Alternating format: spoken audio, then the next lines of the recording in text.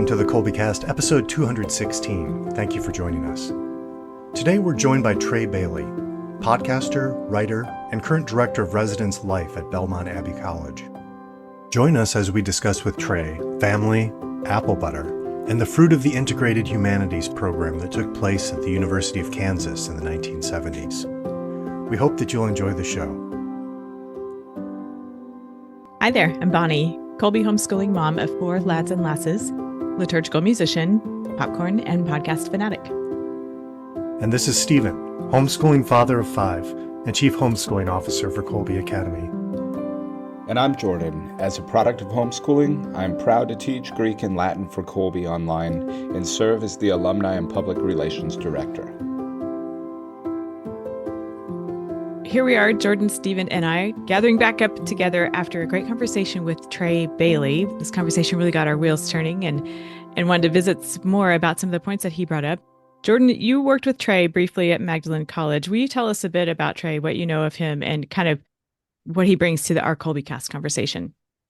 Yeah, I met Trae last summer. I was on vacation. I was visiting family, and then I came back, and he was the new dean of student life, and he'd already moved on to campus. He and his wife and his 5 kids, and it just, a small campus like that, it just brings a lot of energy to have these kids running around and stuff. And so it was fun meeting him, a young, enthusiastic guy who was really well thought out. And it's kind of interesting that I got to know him a little bit over the summer, and then Stephen actually visited, and that's probably when I had my most in-depth conversation with Trae up to that point, and we all hung out in my office, and so it's kind of interesting. It's almost like God has brought him into our little circle here in different ways. Yeah, it doesn't happen with me very often that I actually get to meet a Kolbecast guest before he comes to the Kolbecast. But yeah, that was a lot of fun. We were talking big ideas and all sorts of different things up in Jordan's office, smoking some pipes, and I think a little bourbon might have been involved in that evening, but yeah, it was a good time. Yeah, it was. And one of the things with Trae is that I really like how he has such a heart for service with students, and he'll do anything. He'll do any job, the lowest job that there is. He'll get his hands in there and get dirty. But you can tell the thing that he really likes is this sort of community building idea and this authentic community. So to get together with friends and have a great conversation is a small part of that. He really cares about the kind of education that we're all involved with at all levels. And he, in the same way he jumps in there to do the dirty jobs, he does it with this stuff too, which you can tell is a really motivating factor in everything he does. All right. Well, as you can tell, the conversation we had with Trae, we all enjoyed it very much and got a lot out of it, and we hope our listeners will as well. So without further ado, here's our conversation with Trae Bailey. We are happy today to get to visit with Trae Bailey. Hi, Trae. Welcome to the Kolbecast. Hello. Thank you for having me. Oh, we're very glad to get to visit with you. I'm trying to remember how you first came across my radar screen, and I don't remember, but I'm glad you did, and I'm glad to get to talk to you today. I know you and Jordan and Stephen all have visited in person before, so I'm hoping this will be kind of a continuation of that, just pick up where y'all left off. To get us started, though, for our listeners who don't yet know you, will you tell us about yourself and your background, such things? Yeah, sure. I'd be happy to. Well, let's see here. So currently, I am serving as the Director of Residence Life at Belmont Abbey College. But at the time of this recording, I'm really pretty new to this role. I previously served as the Dean of Students at Magdalen College, a small Catholic liberal arts college that at one time was in Warner, New Hampshire, and now has unfortunately closed. But many of your listeners are probably familiar with the college because, of course, Jordan Almanzar was a professor there. So enjoyed being on the staff with him. And just even though it was a very short run that I had there, almost right at 8 months, I guess I wasn't quite full term. But even though it was short, there was a depth to it that I'll never forget. And in fact, a lot of my experience there was just reaffirmed the things that I have come to love in classical Christian education, especially and the ways that Catholics are embodying that in different places, whether that be in the homeschool or in private schools or at the collegiate level. But maybe on a more personal note, you should know that I've been the husband of one wife for 15 years. And that is more of a testament to her virtues than it is mine. We have 5 children, and they are all ages 7 and under. I'm also a convert, so I'll let listeners kind of do the convert math there and kind of figure that one out. But we're thrilled to be not only Catholics, but also to be working in education, because it seems to me that both as parents, we've taken on a renewed appreciation and understanding for our responsibility for our own children, and as educators, my wife, she also works in schools. We've started to see our responsibilities there in a new light, and just what a great opportunity to kind of be grafted onto this very long and ancient and beautiful tradition. Wow. Lots of changes for your family here recently with moving and a new addition to your family. So congratulations for that. I understand you have an involvement in John Sr.'s Great Books program and an interest in that. Would you say a bit about that? Well, I'd be happy to. In fact, that's one of my favorite things to talk about, because in so many ways, I have been pursuing a remedial education for myself. I'm someone who, fortunately was homeschooled. And so we could talk about that in terms of having some really wonderful foundations in terms of my early education. But then, like a lot of people, I did go on and go through the public school system through high school, and then went on to attend, a very large state college, Virginia Tech. And then it wasn't until much later in life, after having served for some time in the Army, that I went on to pursue a master's degree at a small Christian liberal arts college, and got to get a sense of the real value that an environment like that could offer someone. Of course, I was older at that point, so a more mature student, but it really kind of set me off on this path of pursuing an education for myself. Reading a lot more, getting back into sort of that life of the mind that I remember loving as a homeschooled kid, because my mother, was very apt to just have a lot of books in the home to take us to the library. My father, being a Protestant pastor, I remember he had a large library both in the home and at his church office. And so I kind of just got to get back into my love of reading. And now having, my sights set on, like I say, a remedial education, I was finding myself going back to, what we all understand to be really foundational text and the great books. And so this led me to a discovery of Dr. John Sr. and his colleagues. Dr. Sr. is the one who is probably best known out of the three, but people should not neglect looking into the work of Dr. Dennis Quinn, as well as Dr. Franklin Nellick. And it was really those three men working together in a very unique and special way that allowed the program to be what it was. One of the things that the senior talks about is the idea that the essence of the school is the faculty. And as an administrator myself, I believe that 100%. And so I hope that, in working together, perhaps we administrators can be grafted onto that essence. But really, at the end of the day, it is the teachers in the classroom who are the ones who are really the embodiment of the school.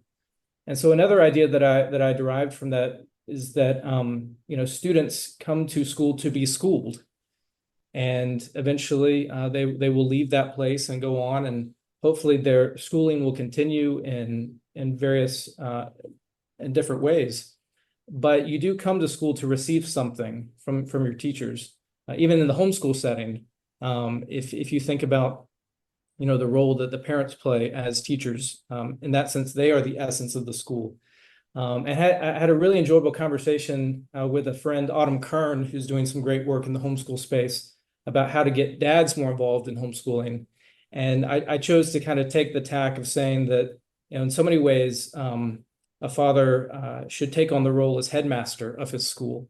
just as we're taught by the church that, we have the domestic church in the home, and so a father plays somewhat of a priestly role there.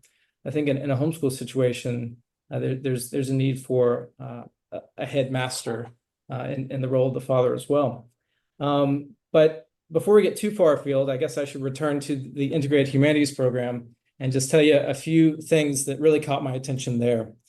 They're probably best known for the fact that they would take their students out and do a lot of stargazing. I think when I talk to people, that's probably the thing that most people know about that program. But what I think folks don't know is how student-driven a lot of those activities were. So it wasn't necessarily the professors taking the students out under the stars, but in fact, they were the sophomores. And so there's a recurring character that I found in a lot of my conversations with alumni from this program, and that there's this beautiful sophomore girl that seems to keep appearing, almost like this Aphrodite type character, or maybe a Marian figure. I mean, depending on, I guess, how the young man viewed this teacher under the stars. But it was really her and her retelling of the myths associated with the constellations. So Orion the Mighty Hunter, et cetera, that really in some ways captured their imagination. And so to be receiving things from that second class, because it was a 2-year program, that was important. That same idea comes out in some of the trips that they would take, where the sophomores would take the initiative to really invite the freshmen into a culture that they believed was important, and there was some form of initiation that was key, even if it was just simply, as I say, just letting them know that they're being traditioned something, whether that be stories or poems. They memorize, gosh, I wish I had the list in front of me. I mean, it's like 40 some odd poems that they memorized between the freshman and sophomore year. And yet they were never handed a printed out poem. It was always given to them line by line by the sophomores who received it from the sophomores before them. And presumably, there was a first class that received it from the professors. But the idea was that the students themselves would hand these things on from class to class. The students would also plan and organize their own traditional festivals and fairs. So the big one was the Yankee Tank Fair, which was named after just a local, I can't remember if it was a river or a creek, but a local body of water. And they would do a lot of the things that you might expect to see at, I don't know, maybe like not necessarily a Renaissance fair, but any type of old, sort of folk crafts and preparation of food, and just really good old-fashioned fun. The students would take the initiative to plan that and put that together. And it takes a lot of work to put these events on, but they believed them to be important. And then the year would culminate in a waltz. And again, the students took the initiative to organize that and to do the decorating and to come together in one another's dorms and apartments and practice and learn the dance and figure out how to do that well. And so I guess if I had to sum up, one of the things that really has struck me about the life of the program is how much the students took on the responsibility of their own education. And I think a lot of that came from the fact that their professors, and we could talk about each one of their personalities and temperaments because I think they're all important, but they really would ask those questions that would get the students thinking about their responsibility, that would say something like, what are you doing here? But really though, like, what are you even doing in this class? What are you doing at this university? What are you doing in life? And they would really repeat those types of existential questions over and over again until the student was really forced to reckon with those types of big ideas and to then start to see themselves as being part of something much, much bigger than themselves. Wow. I am familiar with the episode. I know you've visited with Autumn Kern a few times. I've caught some of that. I don't think I've caught all of it, but I was actually re-listening to the episode I think you were referring to earlier, and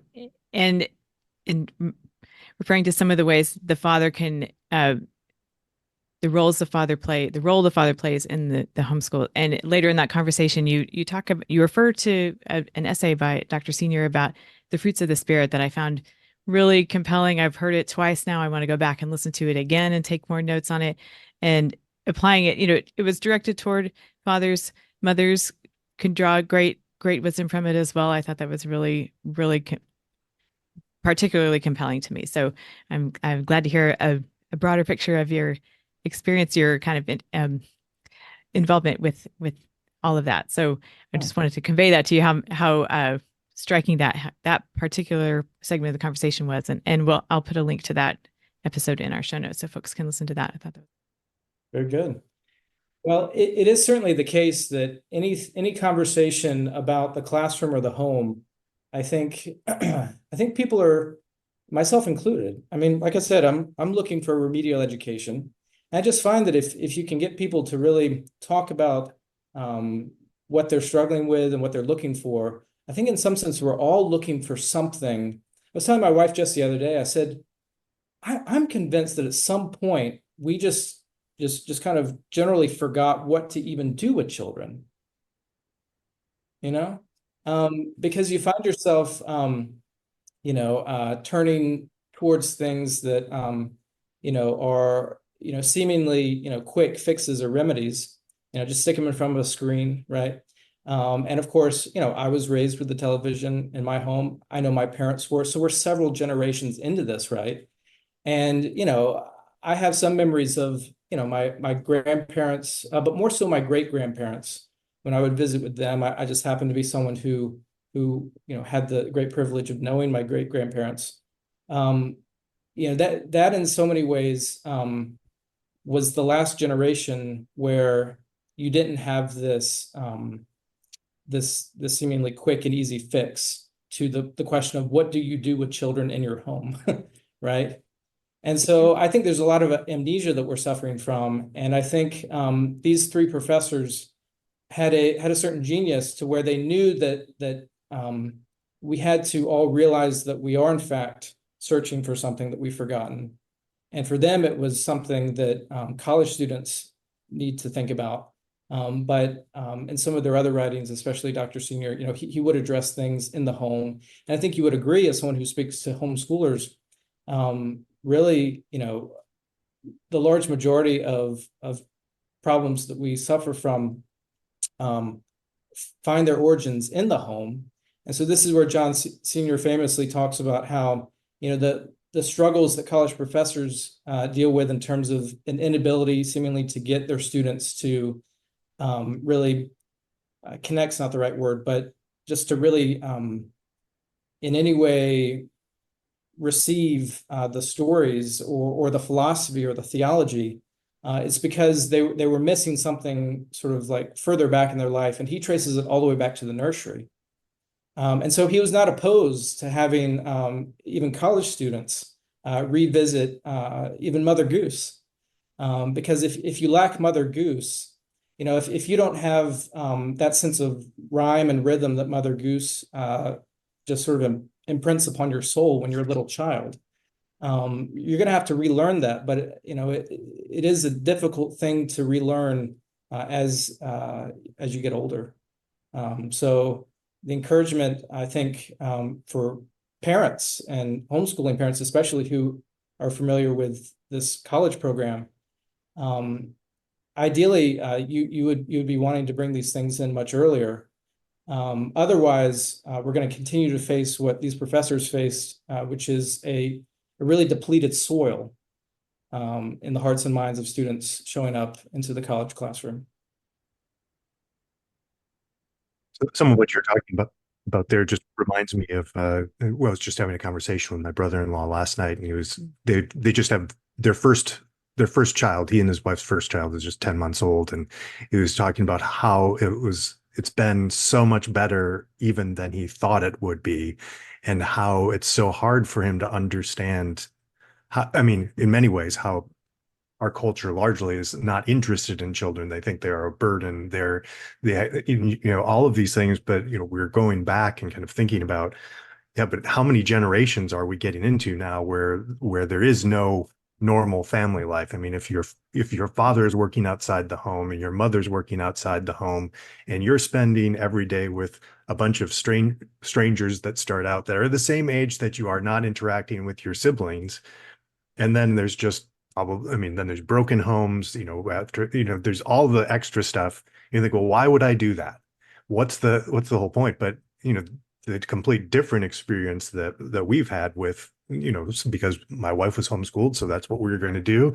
And my wife has always worked out of the home, and I'm now working out of the home as well. But these relationships that I now have from my 10 to 20-year-old, I mean, it's like, yes, this is worth, I mean, you'd give up anything to have this. And I just don't, I mean, so, I don't know a ton about the John Senior Great Books program and all of the integrated humanities. I've only read a little bit, but it's like that restoring wonder too. It seems like that's all about that, just making life wonderful again, rather than and I always come across this even with some of Colby's things too, where we're talking about, well, okay, you could have the attitude when you come in as a ninth grader thinking, well, I've got to read the Iliad and I've got to read the Odyssey and I'm going to have to read these Plato things and it's going to be a lot of work and I'm going to have to really work hard. And it's like, yes, you are going to have to work hard, but it's not that you have to do this. It's you get the opportunity to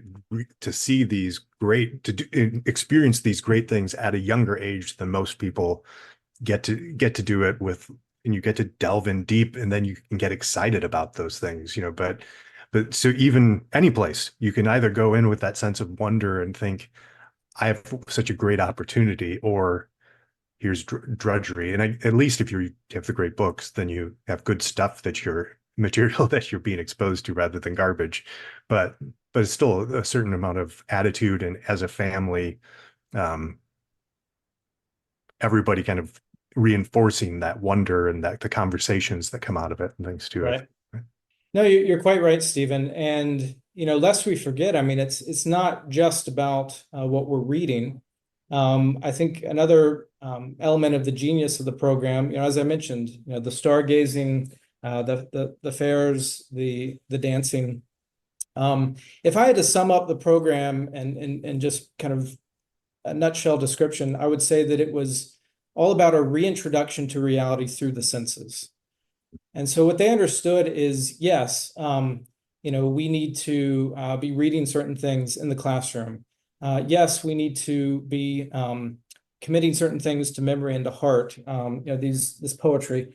But all of that was in the service of actually interacting with reality out and about in your day-to-day existence. The idea was to be able to step into any interaction with other people. And so the waltz was a culmination of a series of learning how to appropriately relate to and interact with the opposite sex, right? Which is most beautifully depicted in a dance, right?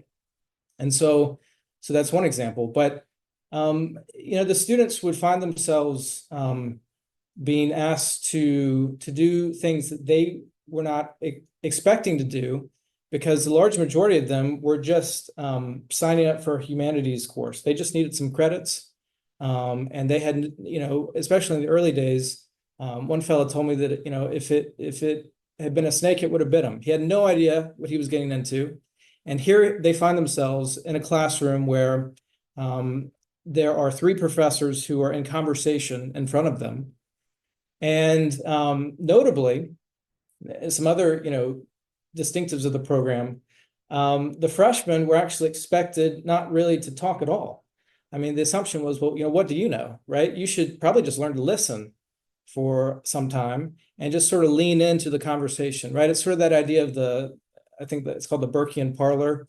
And I forget who came up with that concept, but you step into a room where a conversation is going on. It's been going on for a long time, and presumably it'll go on, after you've left the room. Well, the first thing you do is you lean in and you listen, you try to get a sense, and then you throw your oar in and contribute to the conversation. And so they expected the same thing from their freshmen. And then, as I've alluded to, they expected the sophomores to then take on some role in traditioning on what they had received as freshmen. And then they would, obviously go on to pursue their various majors at that university. And so in terms of how the classroom operated, I think a lot of students were caught off guard and maybe even sort of surprised by what they found. And then, the professors also, and as a professor yourself, Jordan, you'll get a kick out of this.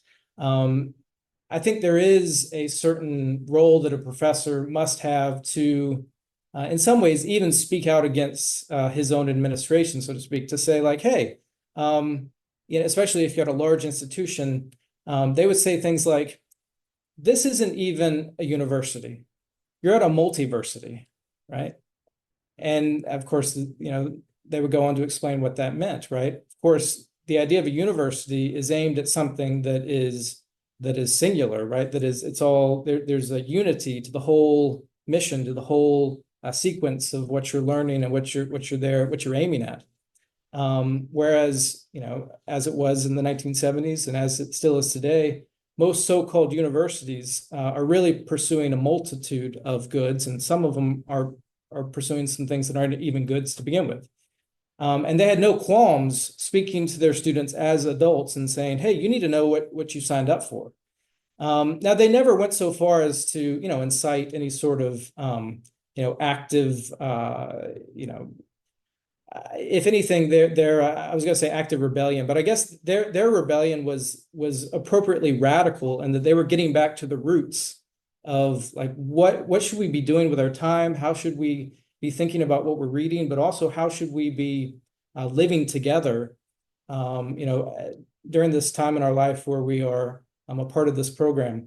And so they would take the whole college and they would travel they would take a trip to Greece. During various years, they took trips to Ireland. I think there was a trip to Spain in there somewhere. And those were opportunities for, like, anytime you take a group and you kind of take them out of their immediate context, it opened up opportunities for them to have new experiences. And they intentionally chose places where they could go and see pockets of traditional culture that were still very much alive and well in the 1970s. But they did very much think it important to show the students that what they were on about in the classroom wasn't just for that time and place. This was something that they could carry with them. Now, and when I was first starting my college journey at Thomas Aquinas College, at that point it was small enough where all of the tutors would bring all of their families up for Sunday mass, and then they'd stick around for brunch with all of the students afterward. And so, yeah, it's this crazy thing of all these large Catholic families with kids running all over the place, and it was really fantastic. And then, at some point, I think that became not a thing that they did anymore. You get bigger or whatever, but it was fantastic. As far as it regards student life, again, for whatever that means, or maybe let's just talk about student activities. It seems to me that, you could give college students, but this applies to any group of people. You could give children, young adults or older adults for that matter, very mediocre things, and they would enjoy them for a time. Just like any of us enjoys sitting down and eating a bag of potato chips, right? But it's really not the most fitting thing that you can give a human being. And it's really sort of shortchanging them, especially in a college environment or in any school environment, where the assumption is that you're there to receive something that has depth and that is rich and that will make you a better human being. And so, I think professors, for the large part, intuitively understand this, in part because they have the text and that kind of keeps them grounded. Administrators sometimes forget that, there's a call to restore other parts of education, which come through things that obviously the professors of the Integrated Humanities program knew to be important. And in some sense, as I said earlier, there is an amnesia that we have where we've forgotten what we as human beings used to enjoy getting together to do. I'll give you a perfectly good example. My family hosts an annual apple butter festival. at my parents' property. And the first year we had it, we had no idea how many people would show up, and we figured it would be, maybe somewhere between 25 or 30. Turns out that close to 100 people showed up in my parents' backyard to help us cook apple butter in this big, copper apple butter cauldron. And we had to stir this stuff all day to make it. And then we had to go through the process of jarring it. And of course, if you're going to be there all day stirring apple butter, well, you might as well have lunch. And so we did, essentially a potluck dinner where people would bring all sorts of things. And this table was laden with food. And we figured, well, if we're going to have lunch together, we might as well have music. So we hired a bluegrass band to come out and play music while we were stirring apple butter and eating lunch. And then I figured, well, if we're going to be here all day, then we might as well do something in the evening. So I had a friend come out who plays the, it's bigger than a violin. It's the real big one. What am I talking about? Double Cello, bass or cello or double Cello. bass? Thank you. Yeah. Yeah, the cello. And he put on a cello concert for us in the evening, indoors. My wife did a beautiful charcuterie. So anyhow, it just turned into a whole event. And all of that actually is rooted in the fact that I just wanted to take my kids apple picking, right?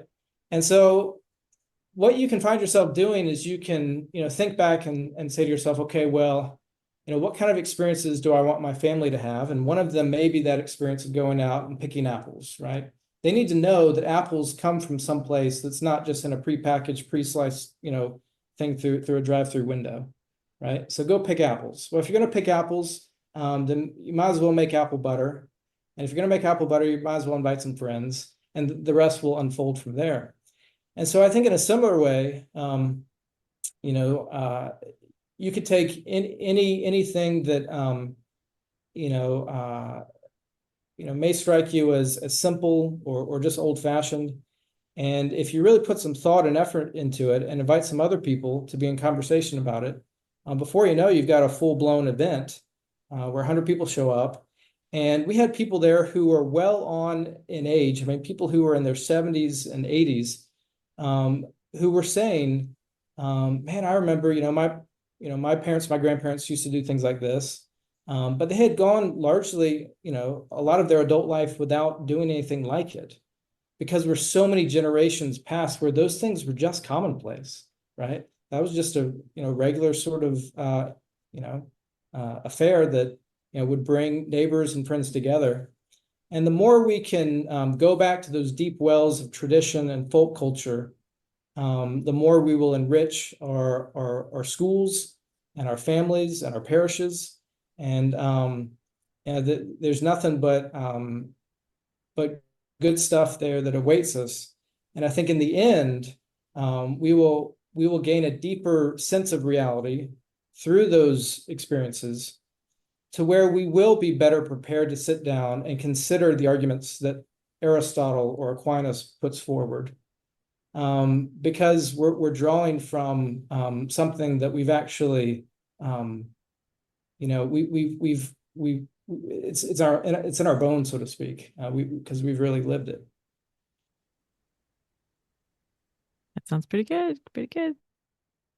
So I know you have a podcast of your own. Is that currently in production, or it's at least still out there where we could draw upon your wisdom and your conversations with others on the classical education space? Do you want to say a bit about that, or other things that you would like to direct our attention to once we finish our conversation? Well, that's very kind of you. Of course, if you're drawing on my wisdom, then you're really going to be in trouble. But I have interviewed some really remarkable people, and all of those are still available. So that the Classical Education podcast was a show that I worked on for a while with Adrienne Fries, who's a great educator and homeschool. I guess she homeschooled her children. Now she works with homeschoolers. So those episodes are still available. There's a few out there on The Commonplace, which is a project that Autumn Kern heads up, and she's doing some really remarkable work. It kind of started out primarily with a focus on the work of Charlotte Mason, although she's really come into her own and really found ways to incorporate just a lot of beautiful things, both in her podcast, but also her online community, which is, I think it's called the Common House, which I would encourage mothers in particular to look into, and if they're looking for people to connect with, both across all over the world, but also locally. She makes opportunities for people to do that. And then there's a few episodes out on the YouTubes, it's called the Bailey Wick. And I've interviewed a couple of people there who are affiliated with, they were students in the IHP program. And I'm expecting to publish a few more of those in time, as I find the time. So if people wanted to follow me there, or whatever you do on YouTube, I don't know, to get the notifications. That's how that, yeah. And do you have a Substack as well? Oh yeah, right. Thank you. Wow, Bonnie, Okay. you've really done your homework here. Yeah, the bailiwick. That's right. Clever. So I am very consistent with my inconsistency in terms of posting there. Okay. But whenever I come across something that I admire in people's work, I try to share it there. In keeping with the season of life you're in. Yeah. Okay. Mm-hmm. Here's a bit more of that conversation among Jordan, Stephen, and me about the various ideas that came up in our conversation with Trae, starting with thoughts on the Integrated Humanities program at KU. It was really remarkable. I mean, even though I should know about it, since I love finding out about, classical education and, the founding of Thomas Aquinas College and this kind of like their blue book and all of these things that we've talked about, Jordan. But I haven't done a ton of research on the John Senior Integrated Humanities, which everybody seems to know about. And so Trae was kind of my introduction to that as well, and some of the different ideas about wonder and community and mentoring and all of those things that go along with it. So that was really exciting for me to kind of be introduced to that, where I probably should have known, but I didn't. So it was a good introduction. I think the first time I heard about it also was from Trae last summer. But I guess at some point in there, I attended a conference and I met somebody who's a superintendent of Catholic schools in a pretty big city and all of that, and he had been involved with it. And the way we got to talking about it was through Latin. And he said he teaches Latin for adults and teaches it for people that don't normally have access to learning Latin, but they're interested. And I asked him what book they use or what method or whatever. And he said it was very much a lot of oral Latin with handouts and things. And he attributed that to his time with the Integrated Humanities program. So he had gone through that program, and then it was a little bit of knowing some common names, people that he said, oh, so and so. Well, he also or she went through that program as well. So it was weird. It was a little bit like with Stephen, where there's this whole thing that you think is like the only, I guess, the real roots of classical education and all of that. And then you find out prior to the internet, there were other people doing it in other locations in a different way. And yeah, so I think there's tons of crossover, of course, between these little groups where they started. But that was mine. Yeah. Once I met him, it sort of filled in some pieces for me that I knew more people that were attached to it than I had thought. Yeah, and one of the things that just really strikes me, so even like I hadn't really thought about this because I always talk about my TAC background and being very intellectual, so coming to the truth, coming to knowledge is just like the top thing. But then when he starts talking about this idea of wonder, like going out and, reading poetry beneath the stars and things, and that's worked into my TAC education, but it's not as deliberate there. But that, however, I think is the birthplace of all of that desire to do the work to come to true knowledge, that just seeing things again for the first time, opening your eyes and like, because the stars are amazing. If you can get out away from lights, it's just looking at the stars is inspiring. And then to hear people telling stories about the mythical stories about the constellations and things, And I think, wow, that's what we're aiming for with our kids at Kolbe Academy, but that should be the starting point for everyone in their pursuit. It makes it, you become a self learner because you are wondering about things. So it makes all the difference. Yeah, when that the idea of wonder came up, and especially as we've been kind of processing and thinking about this conversation since that time, I was thinking of an episode we did way in the beginning, Jordan, episode 27, with a Colby alumnus named Greg who went to Wyoming Catholic College. He was that idea of wonder was very prominent in that conversation, to the point that we named it the episode, An Appreciation of Wonder. I was thinking of him, and that's been a while, so I wonder how he's doing now.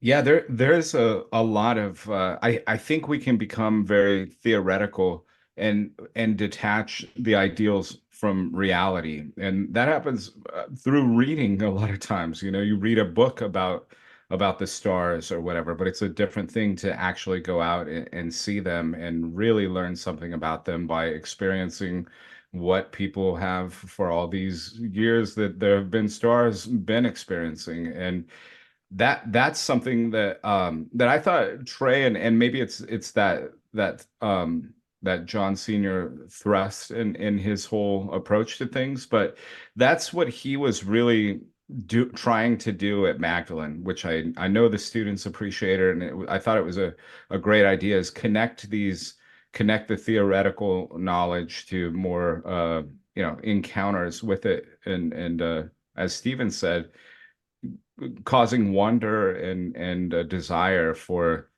what is beautiful, I guess, is part of it. It's so strange that we live in a world that we have to try to make that happen, most of us. But it is something that I mean, it's our reality, I guess. It's actually one of the things I've been, just because I'm studying something or other all the time, but in the past, we've had Dr. Majeres, and he'll be joining us again in the future. At least that's the plan. But some of the things he talks about with, they use this typical term, which it just has too many negative connotations to be used, but I'm going to use it anyway, mindfulness sort of things. But just as a cure for all of these, like ruminating about things and, letting negative thoughts kind of rule your minds and such. And part of the techniques that in this book that I've been reading just are just to, like, okay, stop and look at things. Just look at things. So I was out, listening to this on my lawnmower, and suddenly you look up and you see all of the leaves in the trees, and they're blowing, and the trees are moving, and there's birds, and it's like, even on my lawnmower, it's like, why did I not see this 30 seconds ago? Because I've stopped paying attention, and it's that stepping back, I think, and becoming present rather than on our phones or, on the internet or in our heads or whatever, that really helps us to kind of focus in and then desire this things like knowledge, which takes work. Knowledge it's hard to learn. It's not easy, but it's worth it when you've got the wonder and your brain is engaged and things. So it connected with me. And I think part of our problem is we have too many things at our disposal, probably. It's at least for me, it feels that way. And I just got done teaching a course here at Kolbe, a summer course that was really a book club, and it was called The Shadow of His Wings, and it's about a priest that he ends up it's during World War II, and he's a German and German soldier, and he ends up going into prison camps in North Africa run by the French. So he got caught and thrown into one of those. And it really was amazing in that book, and I see it in other books that I read about that time. When you're deprived of everything, then you start to really make the most of what you have. And even in one of the books, it said need is the mother of invention. So these guys are writing out entire grammar books so that they can teach others Latin and things like that, and Greek from memory. And then they're saying how it's so hard at first, but it slowly comes back to them. But also what you mentioned, Stephen, about noticing the beauty around us, that is a big that's a big thing with all of these. Like, and they even say, some of them will say, you know, when the leaves turn green and the grass is green again, it's something that at home I would have taken it for granted, but from inside this prison, when I see it, I just can't believe the beauty. And you know, so I think for a lot of us, it probably is that you know, we have too many options, too many things at our disposal, and we don't look at the simplest things. Bit of complacency, maybe. Yeah. And just taking the time for that quiet, right? Because you have to step back to do it. You have to not be thinking, okay, I've got to get up, I've got to do these things, I got to get my cup of coffee, I got to go over and check my emails, and then it's like, okay, wait, let's just take a few minutes here and appreciate that cup of coffee, you know, and really smell that and taste it, and it's fantastic, you know, or it's just thinking about the next thing before you've actually had a chance to relish that that thing that you're presently doing, I guess. But there's a quote, I've probably brought it up on the podcast before because I like it so much, but in one letter of Seneca, where he's trying to talk about, you know, staying focused and staying on the right thing, even in his own pagan philosophical background, he had these brilliant quotes like, "He who is everywhere is nowhere," and when life is scattered, it flies by, and things like that, which is I think very true. And so it's a common human thing that's probably been with everybody always to do that. Thankfully, as Catholics, I mean, that's one of the things, is we have the rituals and the routines that we can build in with even a prayer routine that you can memorize. And that's been something that's newer for me, actually. I mean, I guess like the really just praying set prayers every day. And what's keeping me doing it is my kids, my youngest ones. They love it. They love and they even remind me now. So that kind of thing is, I guess, I mean, there's this, like, you can idealize things, like if you were constantly on a spiritual retreat, if you could take that home with you, or the sort of monastic experience that you get in situations like that, if you could bring that home. And it seems impossible. So there's a part of me that wants to be forgiving of people who are hearing us talk, but even of myself somewhat, to say, you know, for some of us, it's a stage of life or whatever, where it just kind of makes it more difficult. So like any striving for it, I think is noticed and appreciated. Yeah. It's helpful. Well, speaking of things that we have to work hard to make happen anymore, the gathering he describes a gathering at his parents' home, making apple butter, and that inspired some more reflection among us here on the family gatherings and things like that. Stephen, what were your thoughts coming out of that? the family orientation is something that's really big for us as a family, because that's what we try to do is, I mean, so the big gathering, again, sounds a little scary, bringing everybody in, but normally how we interact with other, rather than it's like, oh, if your kids are interacting together, it was just making me think of, that's the way we always do it, is we try to bring families together. And so, you know, parents are there, older kids, younger kids, and those situations always seem to be good, or they're enjoyable for the majority of people. When we've done more of this, like, oh, here's a bunch of people the same age, there's usually something goes off the rails at some point, you know, because it's, you know, we've got young kids who are trying to interact and they want to do the same thing, or they want to do different things, and it's like, oh, okay, now we've got the conflict. But when you've got like the older siblings in there and the parents are there, and it's like, you can redirect, you can figure out ways to make that work for younger kids who don't know how to do it. But that was the thing that immediately kind of sprung to mind there. Is that right? Yeah, but came to mind, I guess, when he was talking about that, is just doing that, but then expanding, you know, letting other families enter in, you know, interacting with them.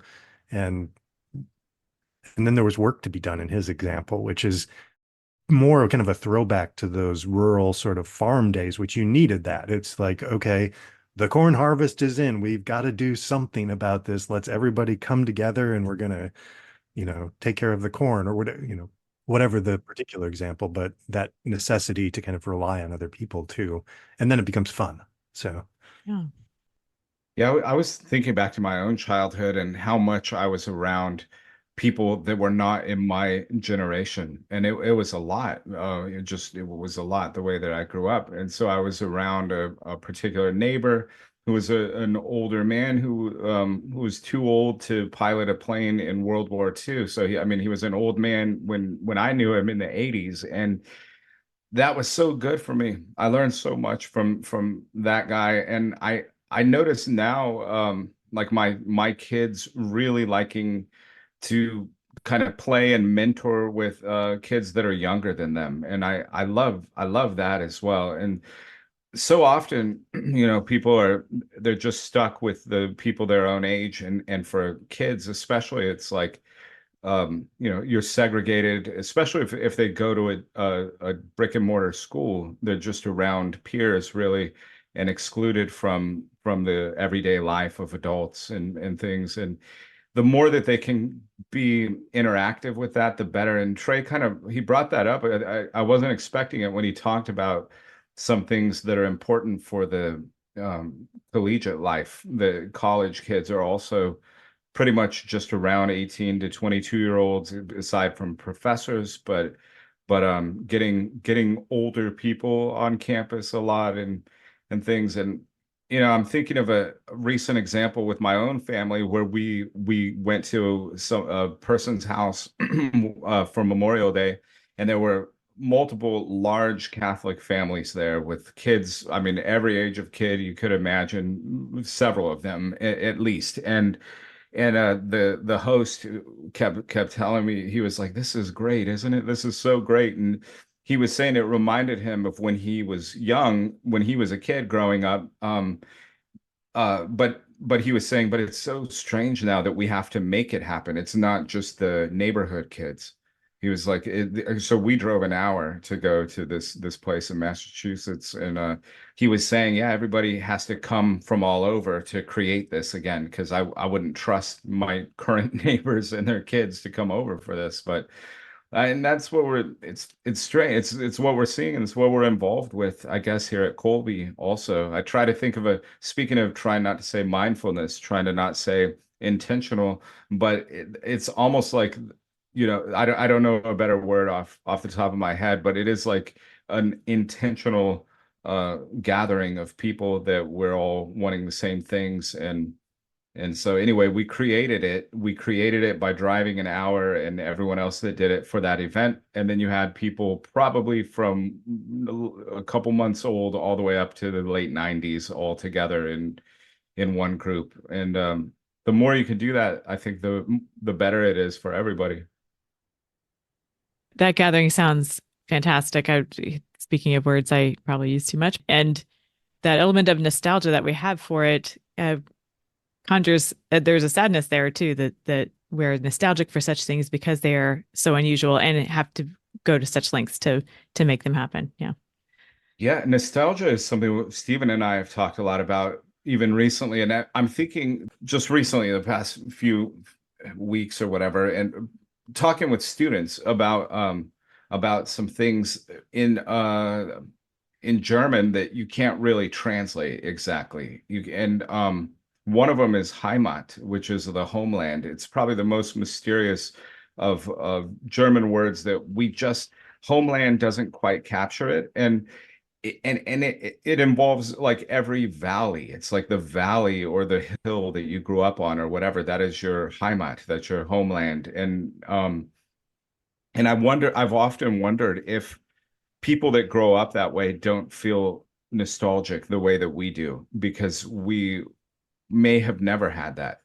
Or if we had it once, are we always trying to get it back and stuff? But wise Catholic German priests will sometimes talk about the Heimat of the soul, the Heimat of the family. And it's like they're saying you have to create that, not in a political way or whatever anymore, but in a spiritual way. And And so I think that's fascinating, especially in regards to nostalgia, because I think we Americans especially are nostalgic, although I'm told it originated with the French, so maybe they have a bit of that too. Huh, okay.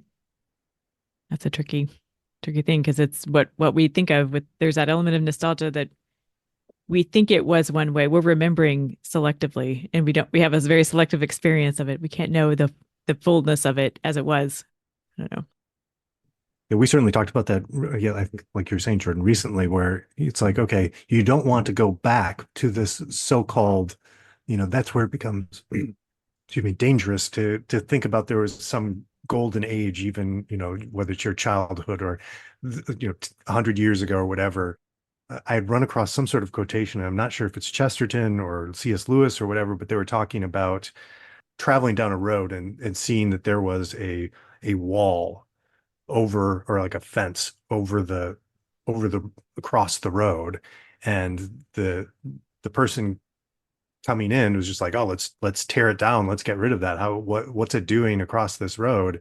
But the kind of the wiser people are kind of looking like, well, until I know that it no longer serves a purpose, I'm not going to tear this wall down. I don't know what the wall is doing. So that nostalgia can kind of be the protection of, like, there's traditions that protect us, that are good for us. And, maybe you don't want to throw all of that out, but you also don't want to go back in time and try to treat something that was something that's a glory day, which had all the same problems that we're dealing with today. I think it's the challenge there. Yeah. Are there other aspects of of our conversation with Trae that you want to say more about? His apple butter making thing that we just referenced, it kind of leads to what we've just been talking about these past few minutes. And if there is if there are these moments that sort of transcend reality, I think they always, at least in my experience, they always involve communities and groups of people and things. And probably, as he was hitting at earlier in the conversation about the experiences at the University of Kansas, that if you get groups of people who are sort of bought into this new idea or whatever, or at least open to it, and then you can combine that with something so much bigger than yourself, such as the sky, then I think there must be something really, really powerful in all of that. And I just appreciated his hanging on to this, because we can say this and then move on and sort of just get back into our regular routines. And I think with Trae, what I witnessed in him is that it was a constant trying to create those kinds of moments for others. As y'all can probably tell, Trae's words left a lasting impact on us and gave us a lot of food for thought and conversation. We really enjoyed and appreciated the time we got to spend with Trae, and send him and his all our best wishes. The show notes for this episode will have a bevy of links relating to our conversation today, so listeners, please head there to check those out. Subscribe to the Kolbecast on your favorite podcast app so that you don't miss an episode. And let us know how we're doing by leaving a rating or a review. And as always, feel free to email us at podcast@kolbe.org. Mary, our Mother, pray for us. St. Maximilian Kolbe, St. Ignatius of Loyola, holy saints and angels, pray for us. Ad Maiorem Dei Gloriam.